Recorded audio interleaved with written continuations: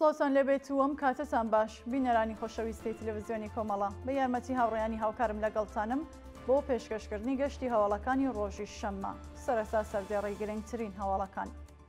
بەردەوامی سووسانی دارستانەکانی هیرکانی لە پارێزگای مازندران، یانەدەستانی دوو کرێکار لە شارەکانی قوڕوە و زەرەند، بەردەوامی مانگرتنی کرێکارانی شارەزاری نورابادی مەمەسەنی، لە سێدارەدانی 6 بەندکراو لە زیندانەکانی ڕژیمی کۆماری ئیسلامی و سەپاندنی سزا بەسەر 17 دامەزراوە و لایەنی پەیوەندیدار بە تۆڕی نەوتی ئێران.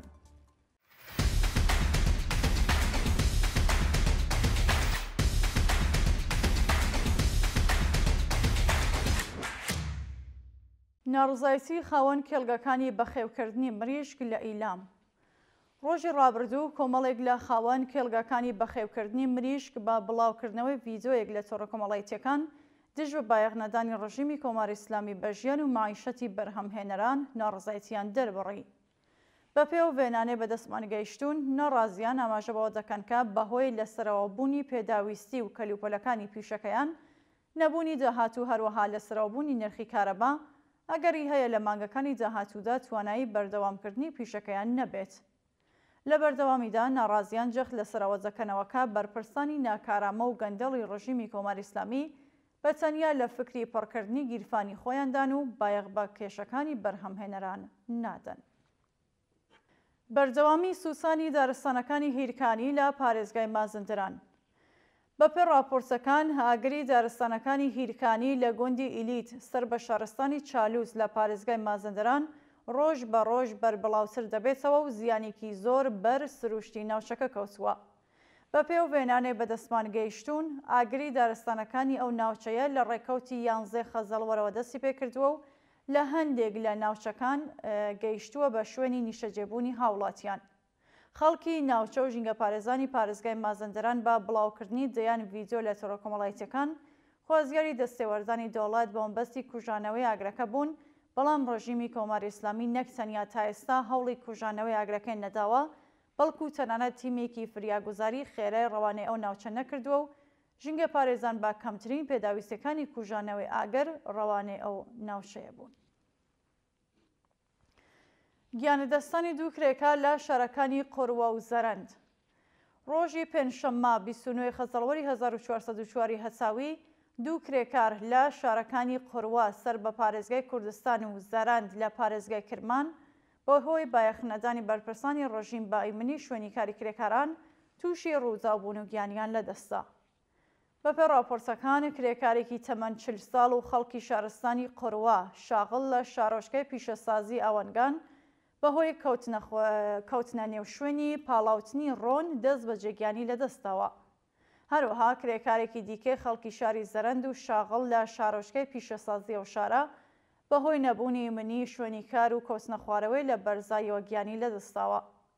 شانی باسە ساڵی ڕابردوو لانی کەم 2042 کرێکار لە ئێران و کوردستان گیانیان لەدەستاوە و زیاتر لە 16,000 کرێکاری دیکەش بریندار و کەمەندان بوون. بەردەوامی مانگرتنی کرێکارانی شارەزاری نورابادی مەمەسەنی. ڕۆژی هەینی 30 خەزەڵوەری 1404 هەساوی کۆمەڵێک لە کرێکارانی شارەزاری نورابادی مەمەسەنی دژ بە وەدینەهاتنی بەڵێنەکانی بەرپرسان دەستیان لە کارکێشایەوە و کۆبوونەوە. بە پێو وێنانێ بەدەستمان گەیشتوون کرێکارانی ناڕازی لە دووهەمین ڕۆژی بەردەوام بوون بە کۆبوونەوە لە بەردەم بینای شارەزاری ئەو شارە دژ بە بایەخنەدانی بەرپرسانی ڕژیمی کۆماری ئیسلامی بە دۆخی ژیان و معیشەتی کرێکارانی شارەزاری، پێنەدانی هەغدەست و مەزایەت دواخراوەکان، دابینەکرانی بیمەی دەرمانی کارامە و هەروەها کەمبوونی هەغدەستەکانیان ناڕزایەتیان دەربڕی و خوازیاری وەجێهاتنی بەڵێنەکانی بەرپرسان بوون. لە سێدارەدانی 6 بەندکراو لە زیندانەکانی ڕژیمی کۆماری ئیسلامی. لە ڕۆژانی ڕابردوودا 6 بەندکراو لە زیندانەکانی ڕژیمی کۆماری ئیسلامی بە تۆمەتی کوشتنی بانقەست و پەیوەندیدار بە مادەی هۆشبار لە سێدارە دراون.